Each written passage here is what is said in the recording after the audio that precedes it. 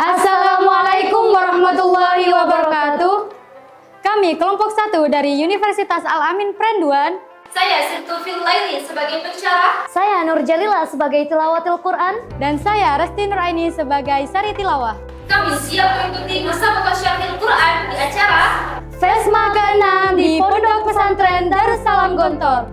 Mahasantri Yunia, iman sempurna, ilmu luas, dan amal sejati. Assalamualaikum warahmatullahi wabarakatuh. Alhamdulillahilladzi bini'matihi tatimmus sholihat wa bil amali wat ta'ati tatibul hayah wa tatanazzalul barakat. Allahumma salli ala sayyidina Muhammadinil Fatih lima ughliq wal khatimi lima sabaq nasiril haqqi bil haqqi wal hadi ila siratikal mustaqim wa ala alihi haqqa qadrihi wa miqdarihil azim. Amma ba'du. Dewan Hakim yang arif dan bijaksana, serta musyahadah yang kami banggakan. Indonesia sebagai negara dengan mayoritas penduduk muslim terbesar di dunia menghadapi tantangan dalam mempertahankan dan meningkatkan moralitas beragama. Di tengah derasnya arus perubahan teknologi dan informasi yang kita kenal dengan istilah era disrupsi. Era yang ditandai dengan kemajuan teknologi yang pesat ini membawa dampak yang signifikan dalam berbagai aspek kehidupan, termasuk dalam kehidupan beragama dan politik. Profesor Dr. Quraish Shihab dalam tafsir Al-Misbah jilid 4 halaman 123 beliau menjelaskan bahwa Islam adalah agama yang mengajarkan kepada umatnya untuk selalu beradaptasi dengan perkembangan zaman tanpa mengubah prinsip-prinsip dasar ajaran agama. Banyak nilai-nilai agama yang mulai tergerus oleh arus modernitas yang berpotensi mengikis moralitas beragama. Oleh karena itu, pada acara FESMA ke-6 Pondok Pesantren Darussalam Gontor ini, izinkan kami menyampaikan syarah Al-Quran dengan judul Meningkatkan moralitas beragama di era disrupsi. Sebagai landasan, mari kita dengarkan firman Allah dalam Al-Quran surah Al-Ahzab ayat 70 sampai 71 sebagai berikut. A'udzu billahi minasy syaithanir rajim. Bismillahirrahmanirrahim.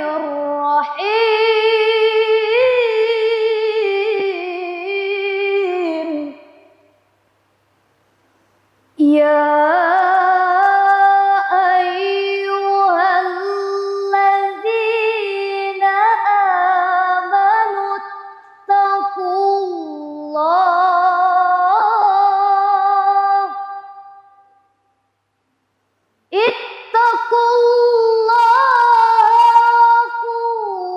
qulu qawlan sadida yuslih lakum a'malakum wa yaghfir lakum dhunubakum yuslih lakum a'malakum wa yaghfir lakum dhunubakum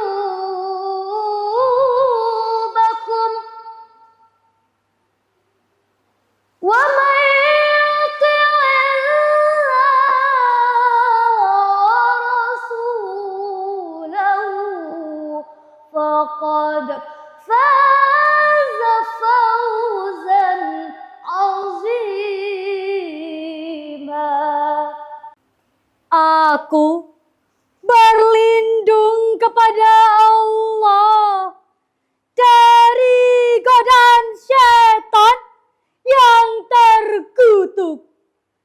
dengan menyebut asma Allah yang Maha Pengasih, Maha Penyayang. Wahai orang-orang yang beriman, bertakwalah kepada Allah dan ucapkanlah perkataan yang benar. Niscaya Allah akan memperbaiki amal-amalmu dan mengampuni dosa-dosamu.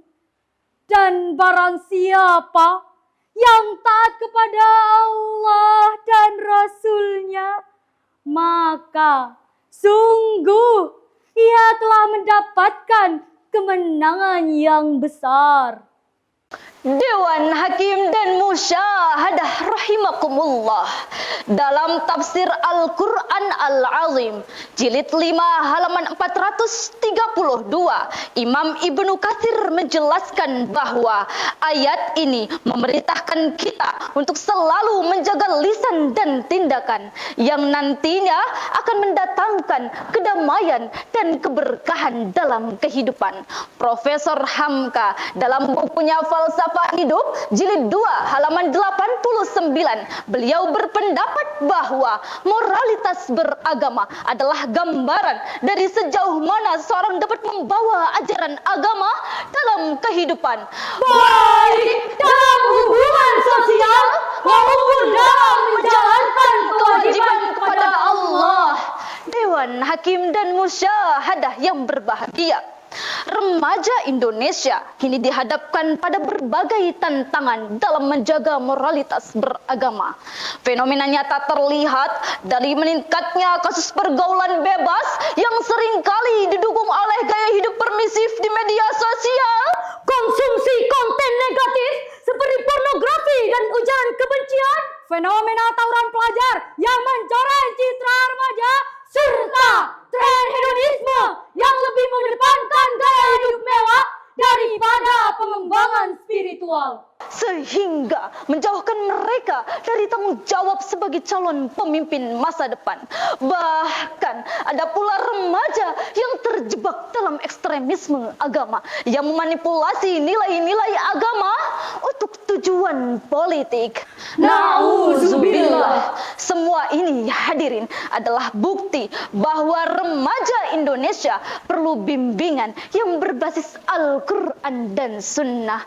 Rasulullah Sallallahu Alaihi Wasallam bersabda, "Taraktu fikum amraini lan tadillu ma tamassaktum bihima, kitaballahi wa sunnata nabiyhi." Aku tinggalkan untuk kalian dua perkara, kalian tidak akan tersesat selama berpegang teguh pada keduanya, kitabullah dan sunnah nabinya.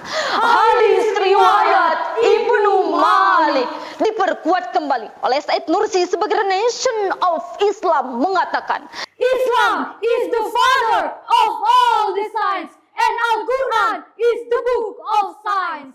Ya musyahadah fi sabilillah, bangkitlah dan sadarlah. Di era disrupsi ini, moralitas adalah perisai. Teknologi melesat, informasi membludak, namun tanpa iman yang kuat, kita akan kehilangan arah. Oleh karenanya, kita perlu menciptakan ruang di mana nilai-nilai moralitas beragama dapat berkembang dengan baik, sehingga Indonesia dapat mencetak individu yang teguh dalam beriman dan beramal soleh. Allah Subhanahu wa Ta'ala berfirman dalam Quran Surah An-Nahl ayat 97 yang berbunyi, Man amila salihan min zakarin aw unsa wa huwa mu'minun falanuhyiyannahu hayatan thayyibah walanajziyannahum ajrahum bi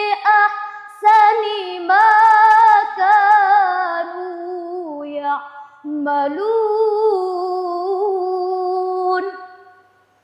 ولنجزينهم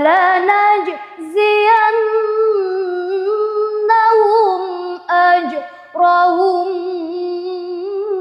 بأحسن ما كانوا يعملون